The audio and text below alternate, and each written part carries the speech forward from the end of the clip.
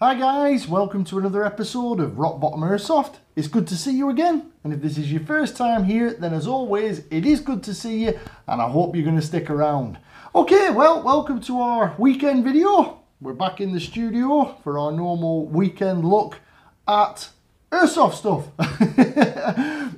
Those of you who follow the channel already know that we upload twice a week normally. Here at Rock Bottom Airsoft, I'll look to get a video out every Wednesday, midweek, and that's usually gameplay related.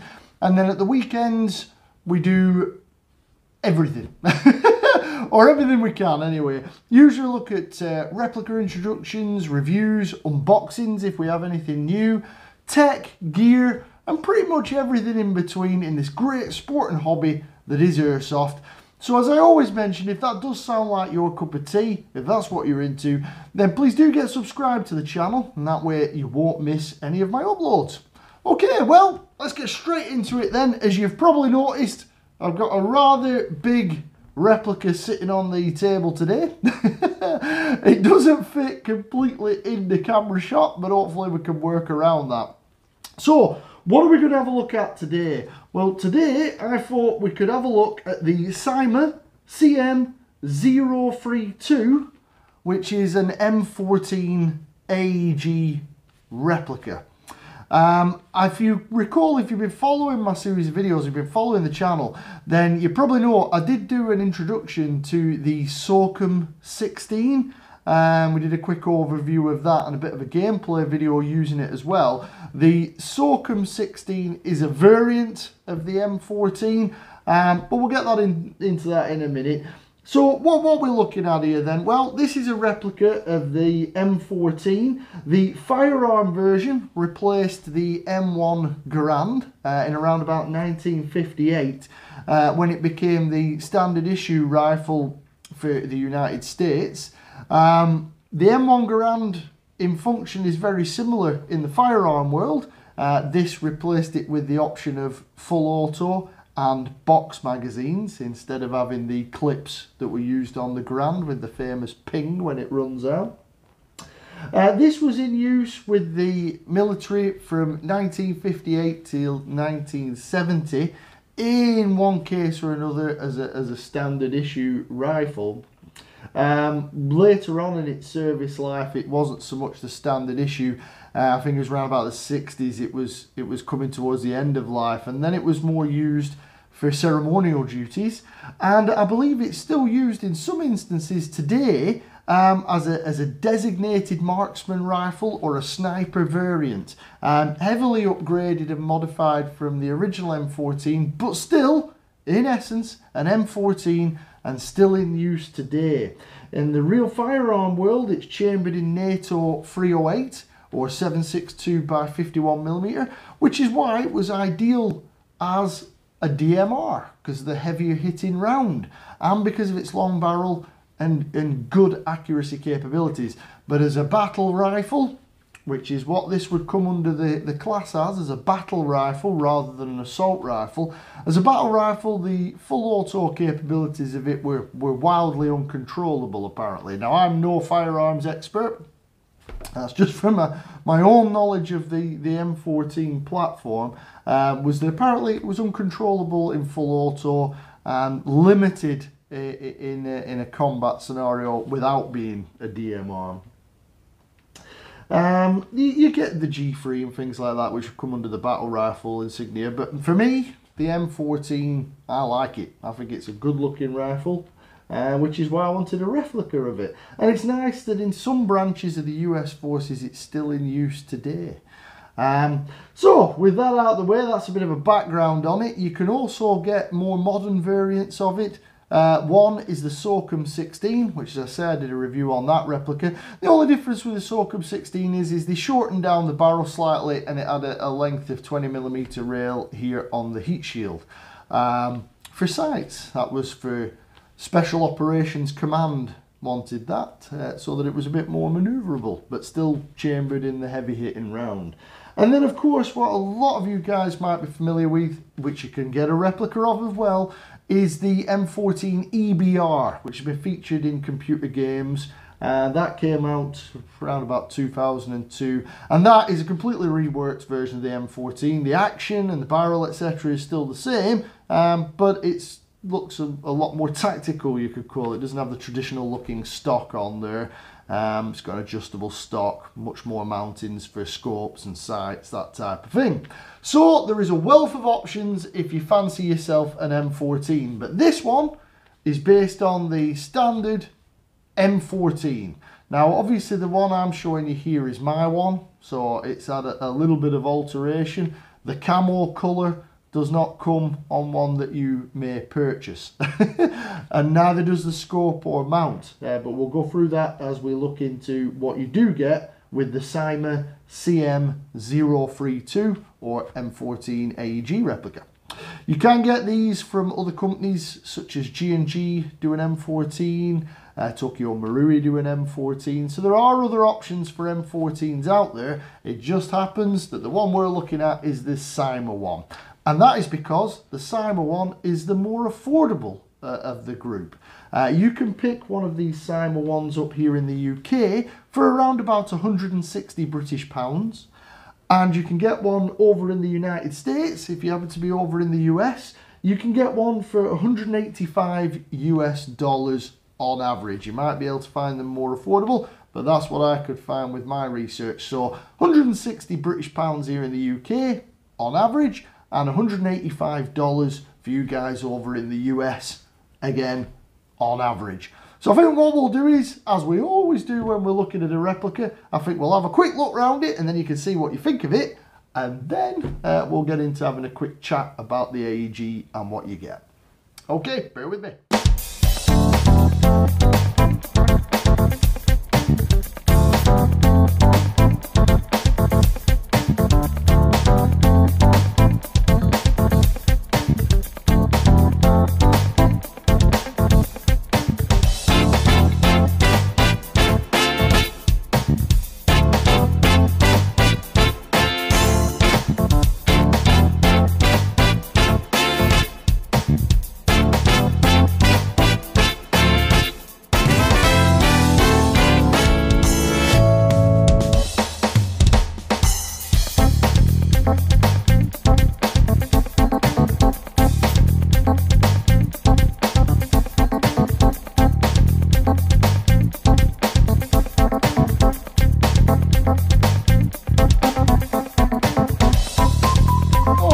So there we go, we've had a quick look round it, and I think it's a really good looking rifle, and the replica from Cyma here does it some faithful justice. So before we get into the actual what you get with the Cyma CM.032 or the M14 replica, just a couple of things that are on mine that you won't get when you buy one. Out of the box, I bought the one that has a black polymer stock. So basically all of this that you can see in camo is polymer, and it's black for the CM.032. Now you can also get variants with wooden stocks, or faux wood as they call it, or fake wood. It still be plastic, just looks like wood, because obviously the M14s, if you're going more traditional, do come with a wooden stock. I believe there are companies that make them with real wood stocks as well. However, the one I got, because I always intended to paint it, was the black one, which is the one we're looking at here. So please remember that this camo that's on here has been sprayed on by me, so you won't get it with the camo. This stock will be all black. You also, the scope mount that is mounted here on top, which has got the scope on, that scope mount is an additional extra. As standard, it will only come with open sights, but it is pre-drilled to accept this scope mount, which is the proper traditional scope mount. It leaves space for you to still access all the controls on the replica. Now those retail for around about 11 British pounds. Probably be more affordable than that for you guys over in the States. They're not very expensive at all. The one I've got mounted on here is actually ASG, and it still mounts. So I found that most of them are pretty universal, and as long as the receiver's been pre-drilled to accept one of these mounts, you're pretty much okay for brands. So far I've tried JG, Cyma and ASG, and they've all fit on there fine. So if you do want a scope mount, It's not much extra so that you're able to mount a scope on there. And me personally, I just think it looks better with a scope on there. And if you're going to intend to change one of these into a DMR for Airsoft, if you're going to upgrade it to DMR specification, or just run it as a DMR loadout, you are going to want some sort of optic on the top there. Okay? So that's another part that obviously you don't receive. You don't get the scope, you don't get the scope mount. You'll also notice I have a front mount clasp bipod on this one. Again, it was only for the look. I don't really use the bipod. You don't really need the bipod. But if you want a bipod, that doesn't come with it. You'd have to buy that extra. Again, depending on how much you want to spend, you probably know yourselves, guys. You can pay a lot of money for a bipod, or you can get one for cheap if you're happy with a replica one. So those are items there. You can see my sling is still mounted on here, my clip-on sling. Obviously you do get the sling mounts, but you won't get these sling attachments. That's part of my sling. So with that out of the way, that's everything that's on mine that you won't get with the original. What you will get is you'll get an all black M14, so all black stock. You'll also get an instruction manual, and you will also receive one metal high cap magazine. It's got the wheel on the bottom and the filling door on the top. These magazines hold around about 400 BBs, so they have got quite a lot of capacity. 400 BBs is great. You can get mid caps, you can get low caps. There is also key winding on this, so if you don't want to use the wheel on the bottom, there is a key that comes with it, so you can wind the magazine from a key on the side. The mid caps are very good. I've tried mid caps as well. They hold around about 200 to 220 BBs, so a lot more than a normal AR mid cap. You know, so if you do want to run mid caps, that is an option on this. And they also do low caps as well, which again hold around about 30 to 40 BBs. So pretty cool. You can get plenty of magazine options, and the magazines are relatively easy to get hold of. They are a 7.62 style magazine, and they are full metal, so that's nice as well. Now this replica, when it comes to you, I would class it as what they would class as a full metal replica. So everything that's on the firearm version that's metal, on this is a type of alloy, as most of our replicas are. It's not hardened steel like the firearm version, because it doesn't have to be, but it is a form of alloy. So just like the real thing, your upper receiver is metal, your outer barrel, your mock gas tube metal, flash hider metal, all of the charging handle metal, trigger guard metal, magazine well and mag release catch metal. The butt plate is metal. Your sling points are metal, and these sling points, guys, are quite strong. I've run this with a sling. They ain't going to let you down. Some sling points, you know, you've got issues and they could let go. On this, they're pretty good sling points. They're mounted into the metal. They're not going to let go. So everything on here that should be metal, as in the real firearm version, are metal on our Airsoft AEG replica on this Cyma. So you're golden there. Even the metal magazine. That does add weight, but we'll mention about the handling characteristics of it shortly. So, as I mentioned there, if I move this replica along a bit so we can get that in shot. Okay, now hopefully guys you can make out the rear butt plate on this replica. Now the rear butt plate is metal. The rear butt plate lifts up to give you a shoulder mount. As I say, that's metal, just like the real thing, a shoulder mount there for stabilisation. Now behind that, you'll notice there is a little door. That door, if you can make that out on camera, guys, I hope you can. That little door is metal. The back here is metal, which is great. You know, the construction on this is fantastic. There's no creaking, there's no problems. That is where your battery compartment is. If you open that little door, that will give you access to the battery. And as you can imagine, your battery space is basically all of this stock here. This stock is hollow. You can fit pretty big batteries in there, and battery changes are easy. Just like the SOCOM 16 we looked at, easy battery changes, good access, good big hollow compartment. And even though that's hollow, there's no flex in it. It's pretty solid. The polymers on this, guys, Although not the best polymers you're going to come across, certainly not like on G&G level of polymers. However, the polymer is good quality. You can notice there is a slight seam line on the stock, which is, you know, it's a bit of a shame, but it is what it is, guys. You know, you're getting this for an affordable price compared to some of the competition. So these little trade-offs I'm okay with. And as I say, the polymer is solid, no creaking. So that's great. So you've got loads of battery space in that in the back there. As standard, you're going to get adjustable iron sights, which again are full metal and fully adjustable. You get an iron sight at the rear there, probably make that out on camera. And you get an iron sight on the front here, which again is also adjustable. While we're at the front of the replica, this flash hider is removable. It's a bit of a weird way of removing it, but it is removable, so you can take that off. It also includes a bayonet lug, so if you want to mount a mock bayonet on there, you can do. And a very realistic looking adjustable mock gas tube. So everything that should be there is there, guys, like I say. And the fact that you can remove the flash hider on this one is nice, because you could put a suppressor on there if you'd like. I believe it is a 14mm counterclockwise thread under there, and that gives you the option for suppressors. As many of you may know, the SOCOM 16 version that I reviewed, the flash hider is unfortunately not removable, and if you do manage to get it off, which is not advisable, there's no thread on there for a suppressor, so you'd have to do some sort of modification to get it on. But on this version, you can put suppressors on there if you want. Go for the full DMR build.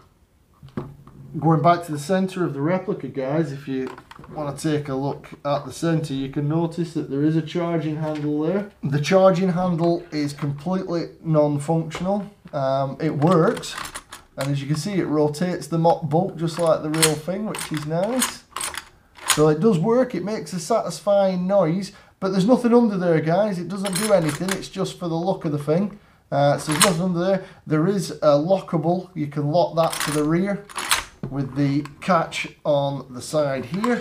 You can see there is a bolt catch there, and you can lock that to the rear. But as I say, guys, there's nothing under there. It's just completely for show. It's just to add to the realism and authenticity of the replica. So the charging handle is there, but yeah, it's just really so you can do it. And I wouldn't rack it continuously, guys, because again, with a lot of these metals, the Chinese made metals and the cheaper alloys, it could break eventually. Mine hasn't, and I've racked it quite a few times, but you could be unlucky.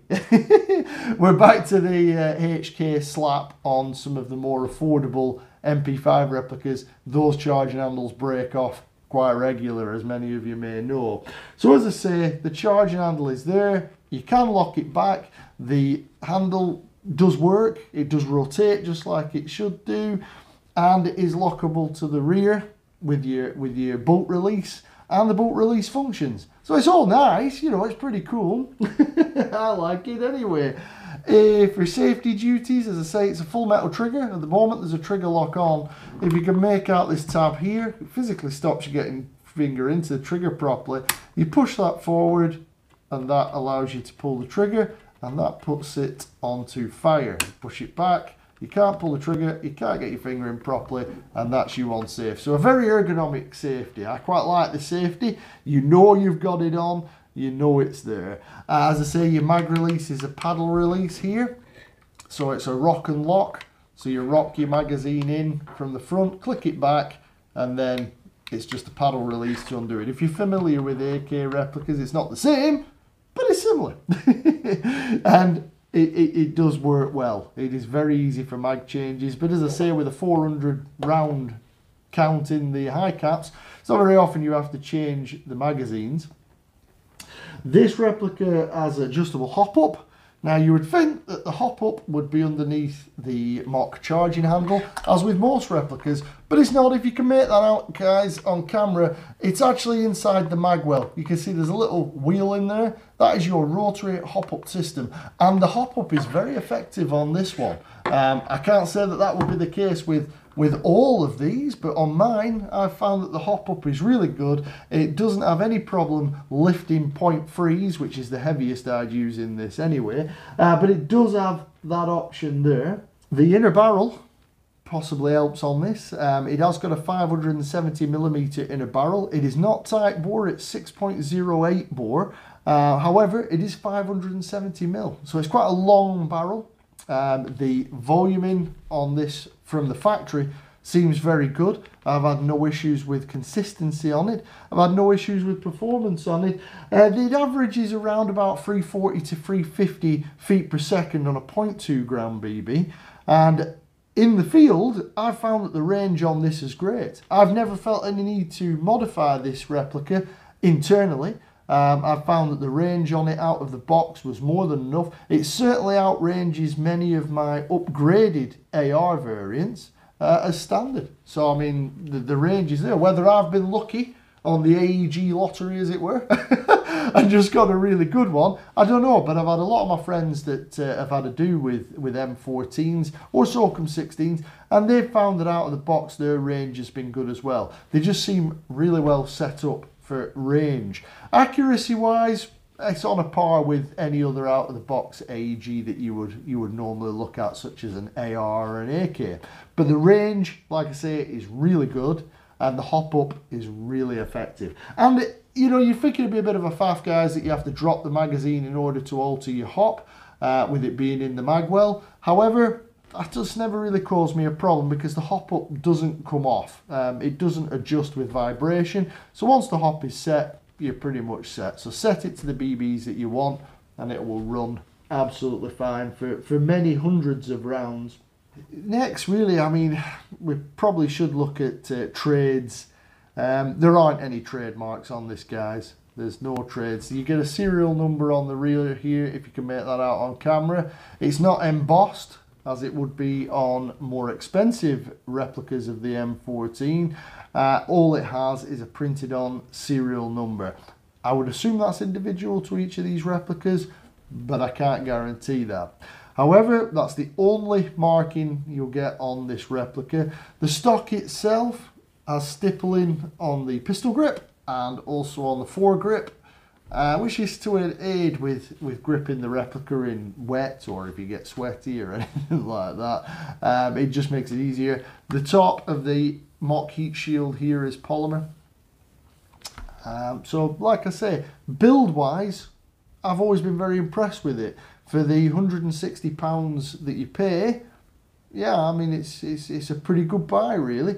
As I was mentioning before, all you get in the box is a magazine, instruction manual, the replica, and your usual cleaning rod. I'm not going to bother showing you the box, guys, because the box, as with a lot of Cyma replicas, they have upped the game recently, but with a lot of them, and including this one, it's just a plain brown cardboard box. The replica comes in foam. Not foam, sorry, in polystyrene packing. So not much to write home about in the box, as it were. So I suppose then next, really, how does it fare in the field? Well, in the field, it's pretty good. What I will warn you about, if you're a younger player or a smaller player, not means to give any offence to anybody, but it's heavy. Compared to an AR replica, it's really heavy. I think it weighs in at 3.3 kilograms, which is pretty weighty for an AEG. There is a lot of weight to it. With regards to the balance, it is pretty well balanced, guys. I would say that it's more towards the middle of the rifle that the weight is at, which makes sense because that's where your gearbox is. So for actually holding the replica, guys, it is pretty good. One thing I did forget to mention is you might be wondering what this little tab on the side is. Well, believe it or not, the real M14 has that. That is your selector switch, guys. This replica is capable of full auto or semi-auto. Your safety is in the trigger, as I say, but for selection duties, you just twist to adjust. I have this normally set to semi, but you just twist that and that puts you on full or semi. The selector switch is a little bit sloppy. However, easily DMR'd on this Cyma version if you need to lock it to semi, because you can turn that switch to semi and then there's a little grub screw on there. Take that out and remove the selector switch altogether, and then it's locked to DMR settings, isn't it? Nobody can argue that. You've no selector switch, it's gone. So like I say, if you are thinking of getting one of these, the only things to be aware of really is that it's really heavy. I mean, exceptionally heavy compared to a lot of replicas. Depending on how you feel with the weight, you might be fine with it. But me, being, you know, I tend to use the smaller AEGs. I like nice compact SMG size of things, and I like ARs. I'm a very big fan of ARs. Well, my full metal ARs, they don't weigh as much as this in many cases. So it is quite heavy. That's something to be aware of. And like I say, with regard to the performance of it, performance-wise, I've always been very impressed with it. But there is a lot of scope for upgrade, guys. If you guys are looking at getting one of these as a DMR, it does not come with a MOSFET as standard. So there's no MOSFET in there. So if you want better trigger response, you're going to be looking at fitting a MOSFET. With regard to the battery compartment, yes, it's very large, but it does come with mini Tamiya connectors as standard. So as you all know, guys, I always recommend to switch over to Dean's or an alternative connector just for better performance from that point of view. The wiring in that seems fine, but again, it's standard Cyma affair. And the gearbox has a fairly nice cycle sound to it. It's not overly noisy. So from the factory, I don't think the shimming's too bad in this one that I've got. But again, you know, there could always be room for improvement. But the hop up and barrel group, I don't think you need to make many changes there unless you are going for those extreme ranges that you'd want with a DMR, or you're up in the power of it quite considerably. Then yeah, you're probably going to end up looking at a new barrel group, new hop, new rubber, new nub, that type of thing. But out of the box, if you're just looking for something that's a little bit different, that you don't see many people run on the field, and you want to maintain your full auto while also have the look of a DMR, then this could be the replica for you. This could be an option. As I say, there's nothing quite like it. It's been featured in films, it's been featured in lots of games. I just really like the M14. I think it's a really good looking rifle, like I said. And in the Airsoft world, we have a wealth of replica options. So there you go, guys. That's just an overview of the Cyma CM.032 M14 AEG. If you fancy one of these, I'll put links in the description as to where you can get one here in the UK. With regard to you guys over the States, if you fancy one, I know that Evike stock them. There will be various other companies that stock them as well. Just do a little bit of search around. Like I say, the pricing I found was $185. But you know, you guys might have local suppliers to yourselves that might be able to do a better price for you. So I hope you enjoyed that, guys. That quick overview of the Cyma M14.